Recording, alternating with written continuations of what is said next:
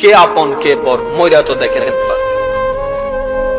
কবরে নিয়ে যাওয়ার মানুষগুলা একটাও দুশমন ছিল না, সবগুলা আপন মানুষটাই নিয়ে যাচ্ছে কবরে।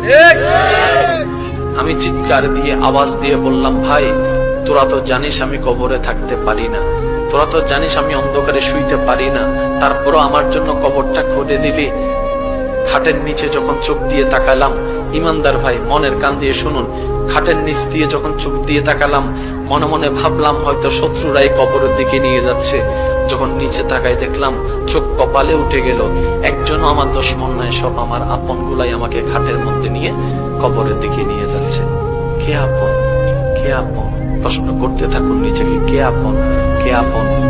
উত্তর আপনি পাবেন না, উত্তর আপনি পাবেন না। এবার কবরের মধ্যে চলে গেল। গভীর মনোযোগ।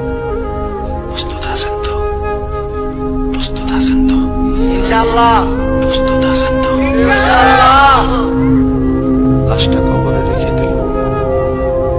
উপরে আস্তে আস্তে চাটাই দিচ্ছে। ওই পাশের ফাঁকে ফাঁকে কিছুটা আলো ঢুকছে।